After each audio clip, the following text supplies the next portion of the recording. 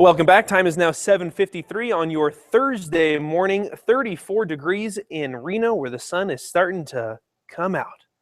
Well, these days, it seems children are constantly bombarded with different images, some which may give the message that your self-worth is directly linked to how you look. In today's Health Minute, Jeremy Roth has some tips for researchers on how to show your kids it's what's inside that really counts. Studies have shown children as young as 5 don't like their bodies. How can we counteract such trends? Experts say it begins at home, and it begins with positive discussion. Researchers say be on the lookout for negative stereotypes in the media your children are being exposed to. When you do see those stereotypes, challenge them and ban, quote, fat talk in your household. Display a positive attitude about your own physical self. Experts say that will rub off on your children. Discuss health and healthy habits, not weight. Talk about how great you feel when you eat right, for example. No matter what, children are going to hear harmful body talk somewhere. Prepare your young ones with role playing where they can give responses like, I don't care what she looks like, she's friendly, and that's what matters to me. For today's Health Minute, I'm Jeremy Roth.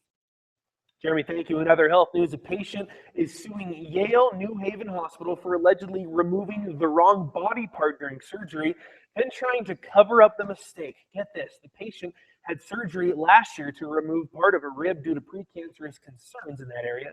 According to the lawsuit, doctors failed to remove the correct rib despite it being marked with a metal coil and dye before the procedure even began.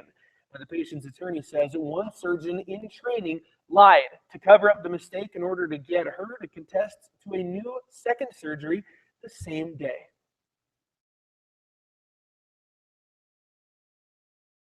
Dr. Quarry, who took the wrong rib out the first time, was actually involved in the second surgery after being specifically asked by my clients not to have anything to do with her anymore because he felt he was incompetent. In an email, that surgeon in training declined to comment on this lawsuit. The lawsuit also alleges the doctor was added to the surgical team without the patient's knowledge. A Yale hospital released a statement saying, quote, it is committed to providing the safest and highest quality of care possible, and even in the best organizations, medical errors may occur. The hospital says its goal is to learn from mistakes when they occur and minimize any chance that they ever happen again, end quote. Technology in cars continues to improve. It can even help prevent accidents. We'll have more next in our Consumer Reports Watch. It's all coming next around the corner here on Mornings on Fox 11. Stick with us. We'll be right back.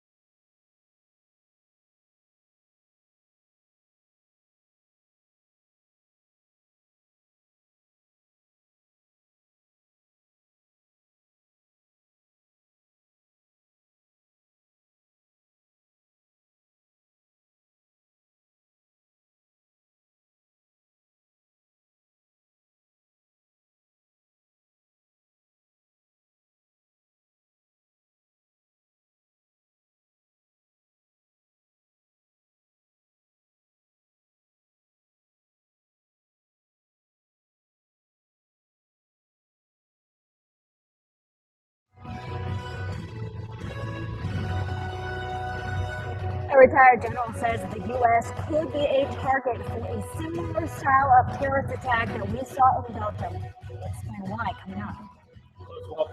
Regarding shooting death in Ryan County. Who was involved? What officials are saying about it?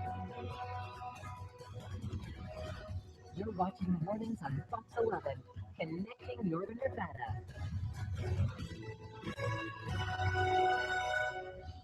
Good morning. Thank you for joining us here on Mornings on Fox 11, 8 o'clock, second hour of the show. It is spring. Happened last weekend, right? And of course, with it comes the marking of people starting to get into their yards, scratching around in the dirt, getting all those vegetables planted, plants, etc. Well, Colin Smith here with Runabout Catering is here to take a look at how we can cook some of those awesome springtime vegetables. Really encourage you to start gardening or just go out and buy locally produced vegetables in our area. So he's going to be with us in just a bit. Also some lamb. So many great places around the area to do that, buy a local.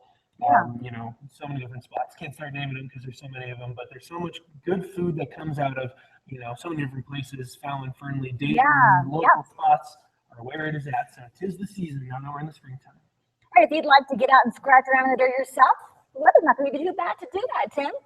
Holidays looks good for that. Yeah, warmer temperatures are on the way. Also, not too much in the way of winds today, 10 to 15 out of the west. So it should be a good day to get out to the garden. 59 yesterday was right on par with average for this time of year. Today will be warmer than average. 66 in Reno Sparks, 65 your high in Carson City, 54 at Southlake, and 56 in Elko. Elko, by the way, that far northeastern corner of the state, a little more cloud cover and an off chance for an isolated shower in extreme northeastern Nevada. The rest of us are looking at a dry day, mostly sunny skies, and winds out of the west at 10 to 15. So it's that extreme northeastern corner of the state that may see a quick shower cross into the corner of Nevada there, and also more cloud cover out that way. The rest of us are looking at partly cloudy to mostly sunny skies today, a few clouds mixing in from time to time. Dry day and a warm day on tap for us today, but we're starting off on a cool note. 20s and 30s now, 50s and 60s later today, depending on where you are. We'll have a look at that. Plus, your shower chances heading into the beginning of next week and cooler temperatures, too. That's all on the 7-day in a few minutes. Back over to you. That will be the question that seems to be on so many people's minds right at this time. But things that happen in Brussels actually happen right here on U.S. soil. Yeah, one retired general says some current U.S. policies are making the U.S. a prime target for a similar style of terrorist attack. Our national correspondent Christine Frizzell has more. Attacks at the airport and a busy subway station, in many ways, an attack on a way of life, the freedom to move about and travel freely. Retired General Jerry Boykin says the U.S. should take notice. In America, we almost have a perfect storm here. The threat is growing, particularly as we bring in more and more of these Syrian refugees. The threat is growing, and law enforcement is now not willing and able to do its job in many cases. Boykin points to the increased scrutiny on police, as cases of police brutality have been front and center in the media over the last year, as well as his concerns of allowing people from the Middle East to seek asylum here. What's happening in Europe is the same thing that's happening in America. They have become so politically correct. They have done so many things in the name of tolerance that what they have done is they've increased their risk tremendously. Transportation hubs once again the target in Tuesday's terror attacks in Brussels. And while security has been beefed up at similar types of places around this country, some point out when comparing the United States to Europe, there are important differences to consider. The United States is welcoming a very, very limited amount of asylum seekers and refugees, and Europe has been welcoming far more. The European Union granted asylum to nearly 80,000 Syrian refugees in 2015 versus less than 2,000 here. Matteo Garavoglia, who researches the migrant refugee crisis for the Brookings Institution, also notes that most of those involved in recent terror attacks in both the U.S. and Europe have been from the area where they committed the act of terror. In Washington, I'm Christine Frizzell reporting. On to our local crime watch this morning. A local U.S. postal worker was shot in Ryan County. Deputies say 26-year-old Johnny Shaden stopped at her home as a part of her normal mail route around 11:30 in the morning. Shaden lives on Stanley Lane in Mason Valley. That's where sheriff's deputies found her dead with a gunshot wound. Sheriff's officials say Shaden's husband first reported the death as an accident. He was questioned and not arrested. There are 3 agencies investigating this death. That's the Lane County Sheriff's Office, the U.S. Postal Service, and the FBI. Police are asking for your help in finding a man who robbed a local business yesterday. According to authorities, the man went into Bobby Page's Dry Cleaners. That's in the 900 block of West Moana Lane. He drew a black revolver and then fired 2 rounds up into the ceiling, and then he fled with an unknown amount of cash. The suspect is described as an either Hispanic or black male in his 20s or 30s. He's between 5'8" and 5'10" and has a skinny build. The man was last seen wearing a black hooded sweatshirt, blue jeans, and dark sunglasses. Anyone with information regarding this case is asked to please call Secret Witness. That number, 322-4900. Reno police have arrested a former special education teacher and varsity basketball coach from Hug High School. 23-year-old Luke Archer is suspected inappropriate contact, with a minor. Vicky Campbell with the school district. Archer resigned as basketball coach, and the district has already removed him as an employee. The police say the 15-year-old victim alleges Archer touched him while he spent the night at the suspect's home. Archer was reportedly booked for 1 count of lewdness with a minor under 16 years old.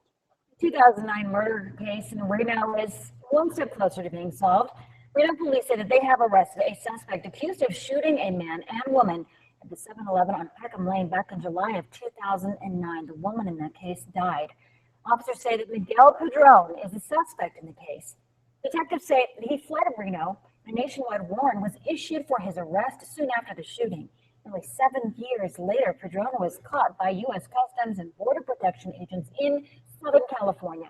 And he was arrested on March 4th and ultimately, police say, admitted his involvement in the 2009 homicide. Padron was extradited back to Nevada yesterday. A Care Flight helicopter carrying a toddler from the Carson Valley to Davis, California, had to make an emergency landing in Rancho Cordova Wednesday night. The fire officials say there was smoke inside the helicopter, which prompted the landing. Now, our affiliate in Sacramento says the toddler reportedly suffered from burns to the hands and was being taken to the UC Davis Medical Center by ambulance once the helicopter landed safely. It's unclear what originally led to the toddler being taken by Care Flight in the first place. Up next, Chef Colin Smith is here to talk to us about spring menu items. So delicious. More on that coming up. And a Hunger Games actress is going to star in another film inspired by a young adult novel. We'll tell you who and which one coming up.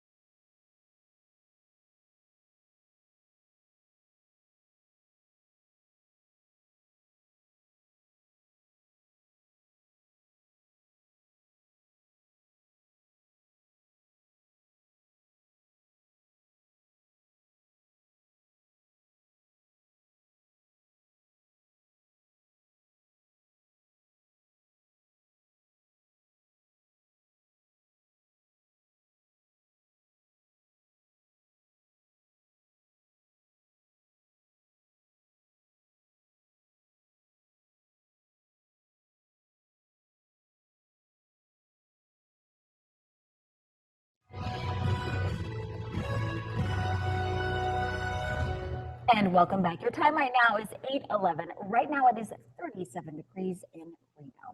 A little bit chilly start to the day, but things are warming up. Spring is officially here, and of course, a lot of Yes. people starting to get into the backyard, planting their Days veggies. are getting a little longer, and Yeah. veggies are starting to look more colorful and fun, and I they're love starting to it. get that spring feeling. Here. Yeah, those beautiful colors. Okay, so maybe your crop is not ready yet, but a lot of places are already offering up those spring Absolutely. veggies. Go to the store right now. You can see. Yesterday I was at Whole Foods, and we picked up some of these vegetables. The English peas, the spring peas are starting to come in really Nice. sweet. Of course, the baby radishes, and the radishes are really indicative of spring, as well as the spring onions. So the spring onions are got this really great sweetness to them, and you grill them or roast them. They're Yeah. fantastic. Asparagus is great right now. Artichokes, obviously. Fennel is really good, and celery root. Celery root is starting to really come along, and this is when it's at its peak right now too, as well. And what I love too about what you've done here is that it's not about having to put it into sauce and do all this. You're keeping it very simple. Grilling the artichoke, roasting the carrots, etc. Right. That's what you want to Super do. simple. When you have really great food, the trick is to hold back on all these fancy preparations. Just let the food talk for itself. Yeah. So it's funny that there's been a movement of staying away from preparation and going to simplicity. And I think it's something that a lot of chefs have embraced, which I think is awesome, because it's really letting the food and the vegetables and the quality of the local produce all stand out, as opposed to masking it in some fancy preparation. So we're seeing a lot more of that. And also here as a protein, just to talk about, you've got lamb. This is Cedar Meat sent us over this spring lamb. We typically roasted it. We put a little bit of garlic and rosemary, parsley, mustard seed in the lamb leg, and we rolled it up and roasted it. So it's just a fantastic, delicious dish. We put it with a little mint. Did you take the spring peas again? Yeah. You put a little pot of water. You put a little butter in the blender. Throw the switch, and you've got this mint spring pea puree, which is fantastic. Love that. And of course, you're like, hey, listen, I don't have a lot of room in my backyard to grow all these veggies. Sure. One of the basics that is so essential for so much cooking during the summer, how about just growing some herbs? You don't even need the backyard area. You can do it in a little pot right there by your plants, you sink. can get all your herbs, and and this is the time of the year when everybody's starting to get into that. So it's awesome. Love Good it. time of And year. also great in a few summer beverages too. Exactly. Colin. Mojitos not bad at this time. All right, thank you so much for all the tips, and you can Sure. find this online as well. Tim, over to you. All right, well, good morning to you. We have a mostly dry day out ahead of us with a good amount of sunshine, a few clouds mixing in as well. There is a little bit of an exception, perhaps an isolated shower possible for far northeastern Nevada today. Isolated is going to be the key word, and it's pretty far to the north and east. Most of us are looking at dry conditions today. Warm temperatures, too. Yesterday, right at the averages for this time of year. 59 was the high in Reno Sparks. That's the average. By this afternoon, we're going into the 60s. We'll do that again tomorrow, too. Winds out of the west at 10 to 15. That's a little more wind than yesterday, but it's certainly nothing like what we saw earlier this week. 37 degrees in town right now, partly cloudy skies. Winds are calm and 62% humidity. In the 20s and 30s across the area, fairly typical start out there. We will see a little bit above average temperatures later on this afternoon, though, for a warm one. Definitely jacket weather this morning, but perhaps just sweatshirt or even short sleeves later on today, depending on where you are in your tolerance level, of course. Into the 60s and 50s later today with a mix of sun and clouds. We have some clouds for the far northern parts of our viewing area. Most of the cloud cover will be up into far northeastern Nevada. There's even a couple of isolated showers trying to cross the border now into that far northeastern corner of the state. That's the area that has any chance at all of a shower, and it's a pretty low chance, too. The rest of us are staying mainly dry for the day today into tomorrow as well. A little bit more wind for northeastern Nevada, 15 to 25 out of the west. The rest of us are looking at winds of about 10 to 15 out of the west today. Highs are well into the 60s for the lower elevations of western Nevada. We're in the 50s around the lake. These temperatures are a little bit above average for this time of year. I also want to point out the ridge gusts of 50 to 60 miles per hour just at the tops of the mountains. The rest of us 10 to 15 out of the west. Into the 60s for a lot of those lower elevations. That includes Sutcliffe at 61, Gerlach at 63, and 59 for Portola. And then in the Truckee Meadows, look for about 66 in Reno Sparks for your high today. 7-day forecast, warm and dry with mostly sunny to partly cloudy skies today, tomorrow, in toward the beginning of the weekend. Shower chances start to pick up Sunday, Monday, Tuesday, and Wednesday. Not all that impressive on the shower chances for now. That's something that we'll keep an eye on. Looks a little scattered in nature for now. Big drop in temperatures Sunday into the 60s, Monday into the 40s. Over to you. All right, Tim, thank you for that. Well, automatic emergency braking systems have proven to prevent car accidents, but many manufacturers only offer this safety feature on select models. Not all of them, but that is about to change. Yeah, 20 automakers are committed to making this life-saving feature standard in cars in the coming years. Consumer Reports evaluates these safety systems. Mike and Linda Hansen were driving for hours on the highway when Mike says he simply zoned out.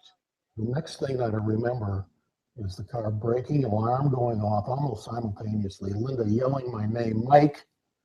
God, I looked, and all of a sudden we got this concrete abutment right dead ahead of us. The accident was avoided because the collision prevention system in their 2014 Dodge Durango kicked in. Consumer Reports tests these advanced safety features that use a laser, radar, or camera to anticipate a frontal crash. Automatic emergency braking applies the brakes as the vehicle approaches an object without the driver even touching the pedal. This safety system is already saving lives. You would have been, at the very least, very seriously injured, probably killed. In 2016, about 60% of all new cars offer similar safety technology, but often as an optional package costing anywhere from $500 to $3,000 extra. Manufacturers of nearly all new cars have voluntarily agreed to include these systems as standard equipment by the year 2022. Until that time, we will continue to evaluate them as they are introduced. Consumer Reports has changed its car rating system, giving bonus points to vehicles that include this safety technology standard on all of its trim lines. Well, in addition to testing collision prevention systems, Consumer Reports surveys drivers on how well the systems work who have those cars. Most recent survey of 3,000 people found that 36% say the system has saved them from a crash. You think if it's something as basic as that, potentially saving more people's lives, it should be something that should be automatically added to all of the cars. Yeah, we may see it become kind of the backup camera that's now mandatory in all new cars throughout all models and all makers, so maybe that follows suit soon thereafter. All right, well, coming up next, get this. Tinder actually wants to match you in a new way with a presidential candidate. Yes, the dating app is now getting into politics. It's launched a new Swipe the Vote feature on Wednesday. The app asks those who are still undecided about the choices here what they think about some key issues like same-sex marriage, legalized marijuana, death penalty, and a lot more. It will then tell users which candidates most closely match up with their views. Users can also read the candidates' bios just like any other Tinder profile. Tinder is hoping to attract some millennial users to the voting booth. There's even a link to register to vote, including an in-the-app form that can be completed online. It's from most states, not all of them as of yet. Well, Apple customers eager for the new iPhone, they can order it now. The tech company began accepting orders for the new iPhone SE on Wednesday. The smartphone is billed as having most of the features of Apple's larger iPhone 6, but it's a smaller package, if you will. The screen on the new iPhone SE is just 4 inches. The phone retails for $399. Apple's going to start shipping out the orders on March 31st. Well, this summer, the community is going to come together to eat crawfish while raising money, all for a good cause. Plus, to say the least, things have gone pretty well for the creators of Star Wars The Force Awakens. There's now a problem emerging involving the film. I'll explain coming up in today's Hollywood Minute.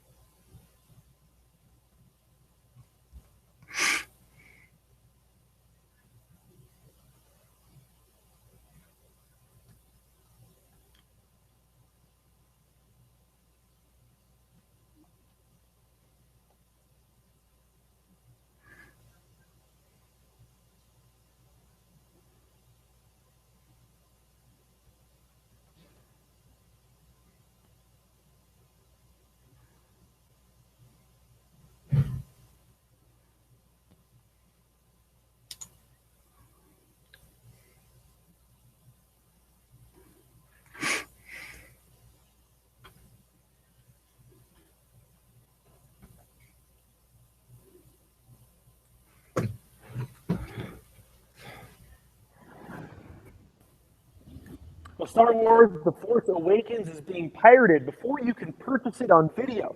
Rick Vanagilla has it all in today's Hollywood Minute.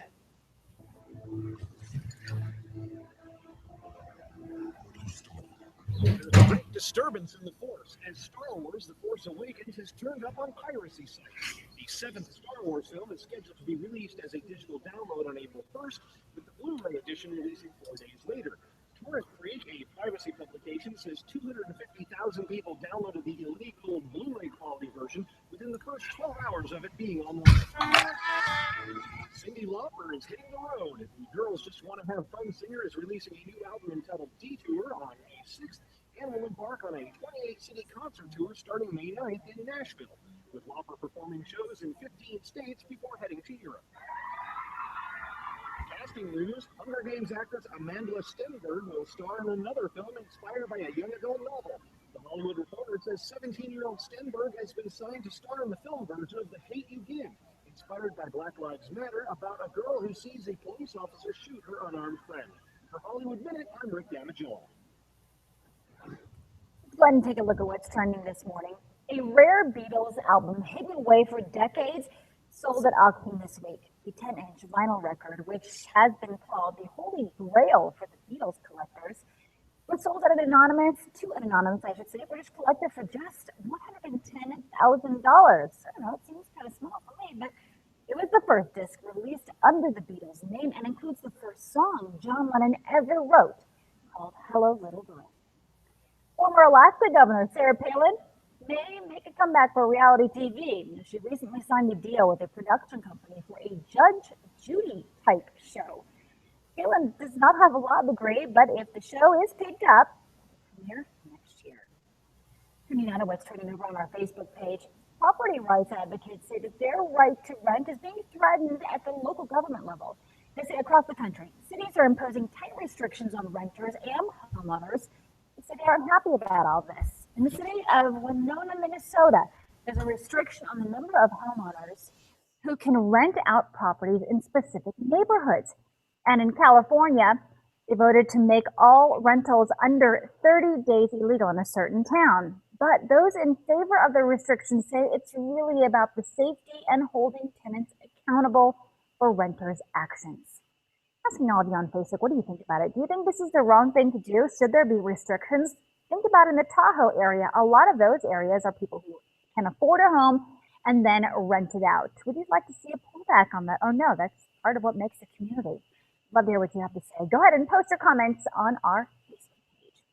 Well, spring break is bringing a lot of travelers to our area to enjoy all the snow that we've gotten recently. Check out how the airport is doing with all of this new tourism into our area and how it's really helping our local economy. On that, coming up. Stay with us, everybody. We'll be right back.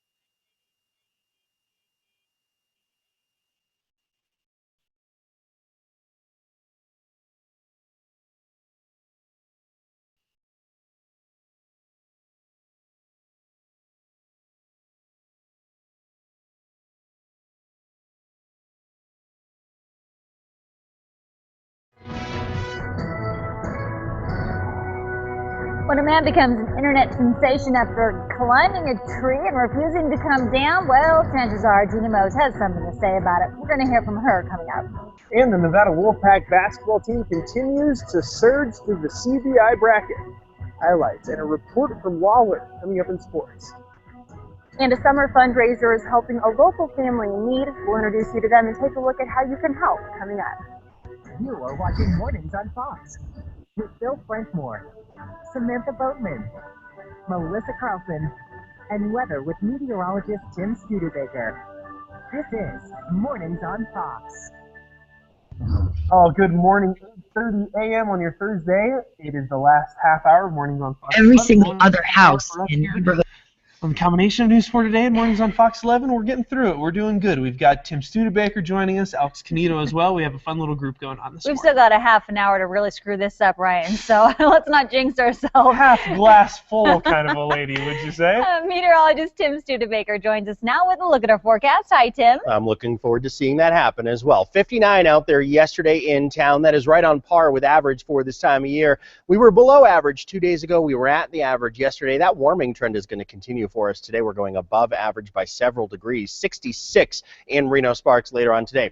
Mostly sunny to partly cloudy skies for western Nevada and the Sierra. Eastern Nevada, places like Elko, a little more cloud cover out that way for today, and even an isolated shower is possible in far northeastern Nevada.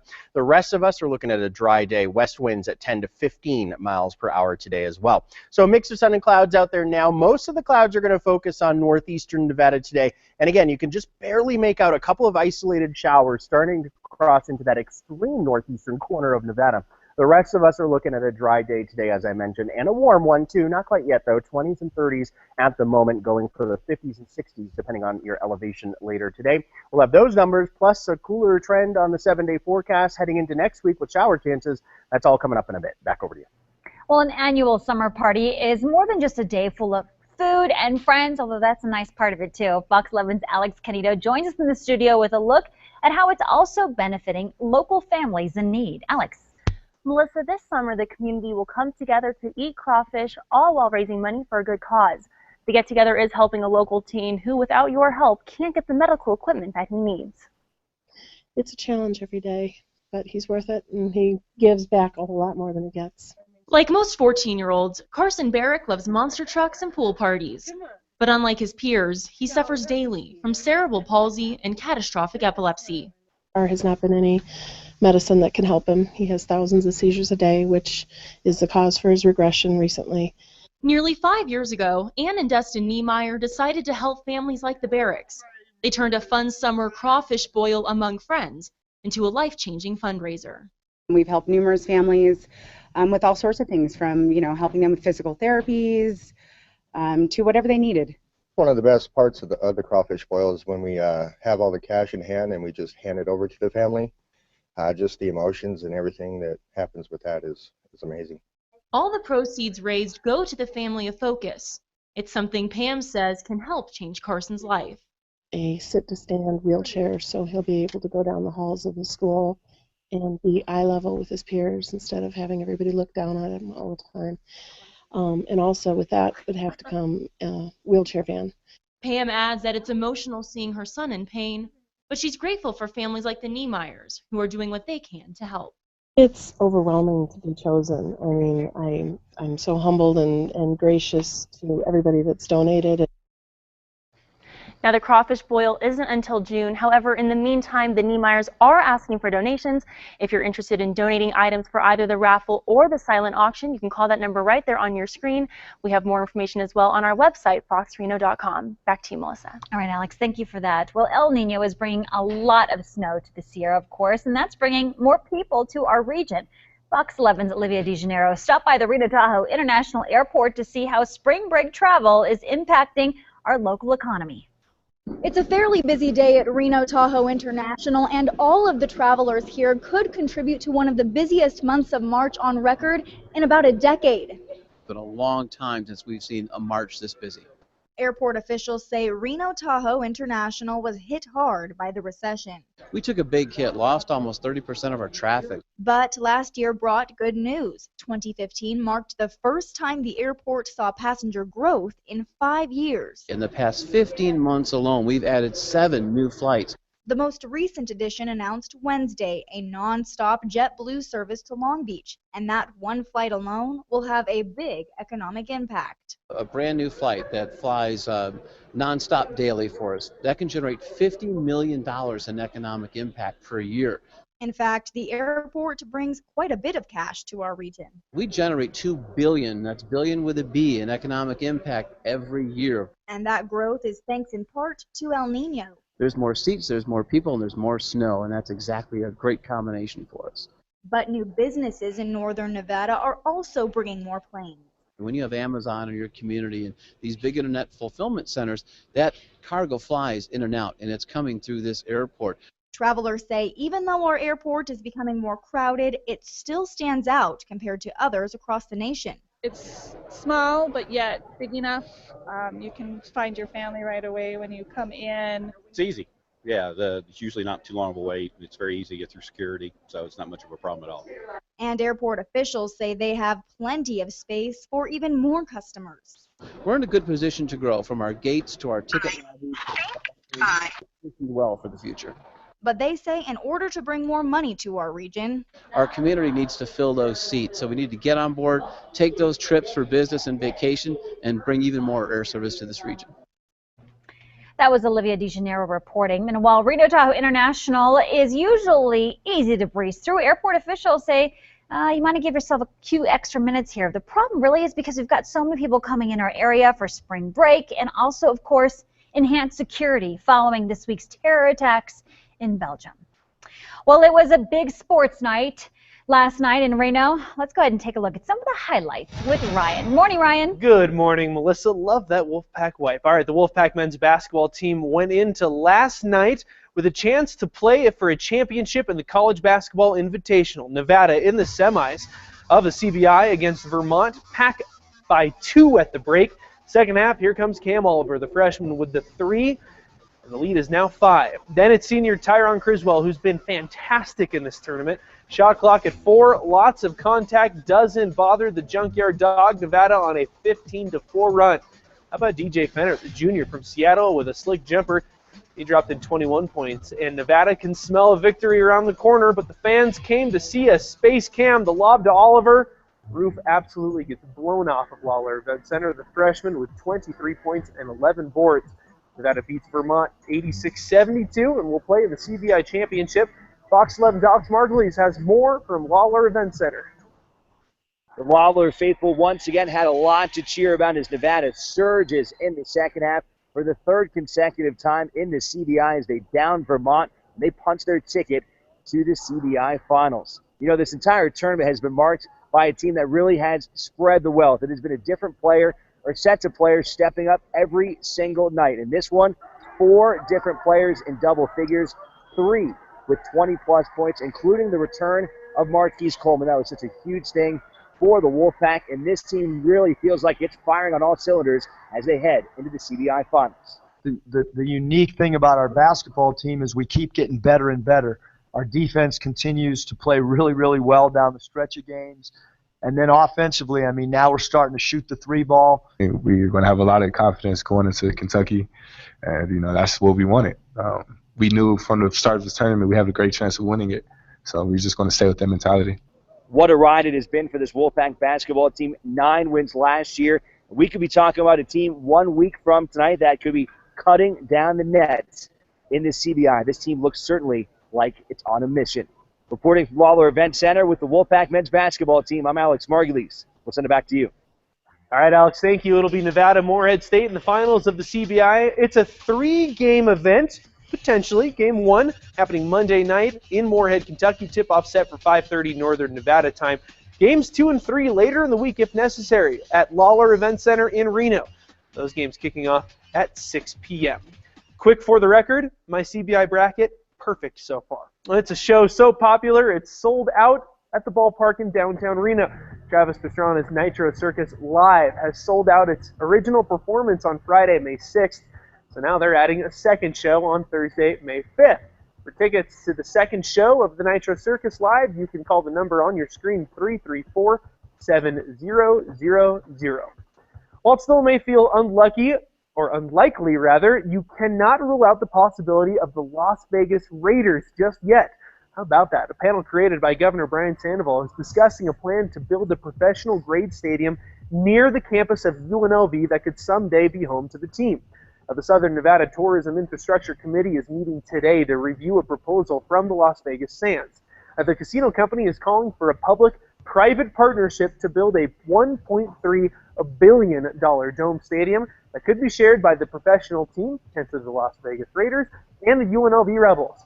After being passed over for relocations to Los Angeles in July, Raiders owner Mark Davis has shown interest moving to Las Vegas, maybe San Diego, even San Antonio on the discussion boards, other cities, if they're unable to get a new stadium anytime soon in Oakland.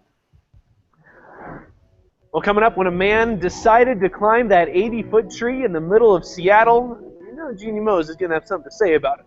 We'll see what she has to break down regarding the viral incident. That's all coming up after the break. Stick with us. Mornings on Fox 11. We'll be right back.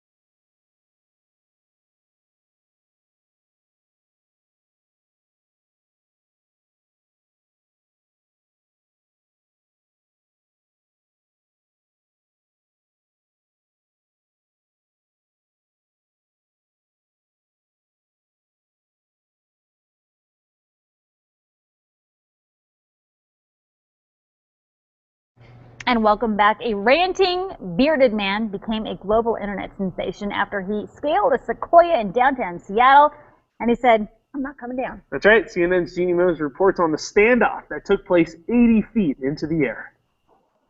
No one knows why he climbed a landmark tree outside of Macy's in downtown Seattle, but soon he had a nickname, Man in Tree. How do you rescue a person who does not want to be rescued? He climbed up Tuesday morning, stayed in the 80-foot sequoia all day and all night, hanging upside down, breaking branches, throwing things to the ground. Our affiliate in Seattle, KOMO, started live streaming the man in the tree, and I've got to say, it's addictive. Viewers around the world got hooked. No, he's not down yet. It looks like he's kind of fallen asleep. Standing up now, he's still there. Oh my God! Nature called, and it didn't go to voicemail. That was one stream the live stream tried not to show. Police at a 6th floor Macy's window tried to talk him down, but he gestured, cursed, and yelled at them. A fake Man in Tree Twitter account surfaced, as did Man in Tree Pinecone, which announced the whole extended Pinecone family was watching. But there was concern for the man's mental and physical health. A nurse from Florida says she's worried about dehydration and fatigue. And you knock them out of the tree with the hose. The whole problem will be solved in 3 seconds. We have had a lot of people expressing concern for the tree. At one point, a guy saying people should be allowed to climb trees showed up with a pygmy goat.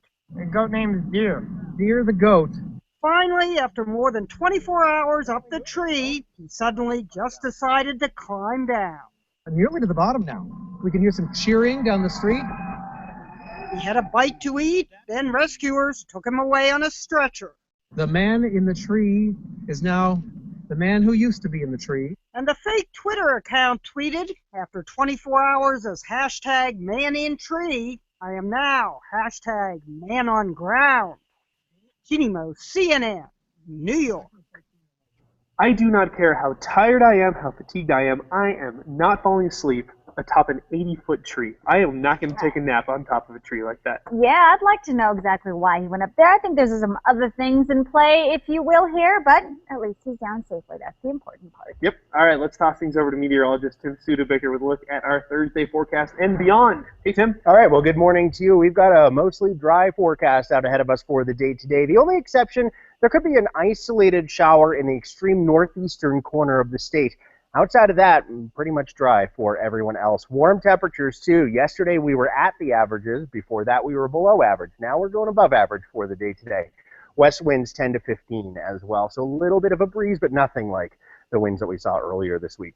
37 in town, partly cloudy skies, calm winds, and 62% humidity at the moment. Temperatures are in the 20s and 30s across the state now, and we're going for the 50s and 60s.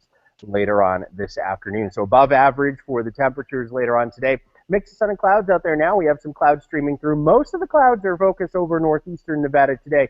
And you can see how close the shower activity is. Most of it is over the border into Utah right now, but just that very small chance for an isolated shower to pop up in 1 or 2 spots across the northeastern part of the state. Again, the rest of us are looking at a dry day today. And a warm one, too, up into the 60s later on today. On Futurecast, we have that shower chance, very small for northeastern Nevada. Outside of that, things are dry for the next couple of days. Again, temperatures going above average today, 50s to near 60 for the eastern side of the state, 15 to 25 mile per hour winds out of the west over there. 10 to 15 out of the west for the rest of us. Highs well into the 60s for the lower elevations for many of us. Into the 50s around Tahoe. A little bit more wind at the tops of the mountains. Ridge gusts 50 to 60 miles per hour. 10 to 15 for the rest of us. Into the 60s for western Nevada valleys today, 65 in Silver Springs. Northern zones also into the 60s, 63 in Susanville, and in the Truckee Meadows look for about 66 in Reno Sparks today. Again, that's above average. We'll stay warmer than average today and tomorrow with dry conditions, mostly sunny to partly cloudy skies. Pretty close to the averages on your Saturdays, still staying dry for then as well. Shower chances pick up Sunday, Monday, Tuesday, Wednesday. They're pretty minimal, 30%, 40%, depending on where you are. Outside of that, it's a dry forecast from now until the beginning of the weekend. Over to you. All right, Tim, thank you. Well, brand new into our newsroom, a Reno man is behind bars after police say he victimized several people and businesses. 31-year-old Emmanuel Davis was arrested back on March 8th for several counts of burglary, using another person's ID and using someone else's credit card and credit card information. The arrest came after Reno police say Davis was turned in for using customer information at a AAA insurance agency where he was an employee of. Melissa? All right, let's go ahead and take a look at what's trending. Property rights advocates say that their right to rent is being threatened at the local government level, and they say that across the country, cities are imposing tight restrictions on renting. Homeowners aren't really happy about it. Here's a story. In the city of Winona, Minnesota, there is a restriction on the number of homeowners who can rent out properties in specific neighborhoods. And in California, the city of Ojai voted to make all rentals under 30 days illegal. But those in favor of the restrictions say it's really all about safety and holding tenants accountable for renters' actions. Ask your Google Pluses what you think about it. Do you see anything wrong with these restrictions? Of course, we ourselves are in an area that has a high rental rate weekend. Of course, in Tahoe, a lot of places rent just for the weekend. To be a restriction for them as well. And also, we're talking about the Airbnb nation now, where people get to rent in different cities, get a great deal, and don't have to go to a hotel. Glenn, do you think there should be restrictions? You're a homeowner. You own a house. You'd like to go ahead and rent it for the weekend. What do you think about the option of the local government saying, nope, not here? I can put this simply. If you live in a free country, what you do with your own property is your business, and the government's job is to protect that right as a property owner. If you're not in a free country, other people can tell you what you can and can't do with your property. So here's the question. Do you want to be able to do what you want to do with what's yours, or do other people get to tell you what to do with what's yours? That's the question, right, Kate? And also, I'm not sure I understand the whole security measure part. Is it just because they're afraid people aren't going to really respect the neighborhood or the property? What are your thoughts on this one? Well, we were discussing it, and I think a lot of it has to do perhaps with the, trying to either keep demographics regulated in a certain neighborhood, with only a certain portion of rentals versus owner-occupied properties, or it perhaps could have to do with the government and what local municipalities receive from them if they have a certain percentage of owner-occupied houses. But it does create an issue with the foreclosures, because now governments can say, well, you can't rent to supplement your income, you can't pay the mortgage, we're going to take your house. Bad news if it goes that direction. Right? Kempton, you got the last word on this. Yeah, well, the issue is not renting or not, it's how frequent, right? Daily, imagine it's a daily turnout, then it's a commercial operation, just like you can sell stuff from your home sometimes, but if you turn it into 24/7, like a convenience store, turn on your light all the time, it becomes a nightmare for all your neighbors, right? Traffic all coming through your neighborhood just to buy stuff? Nah, that shouldn't be, right? Zoning law. What about the neighbors in this case, right? They have people coming in and out who they don't know. We'd love to hear what you have to say. Go ahead and post your comments on our Facebook page. Thank you, everybody. All right, stay with us. We will be right back. And away we go. It's another good topic. Yeah, that was I good. like that topic. That's pretty good, yeah. Yeah. Diversity. Okay. I'll see you guys in just a bit, or tomorrow. Yeah. See you tomorrow. Have a good day. Bye-bye. Oh.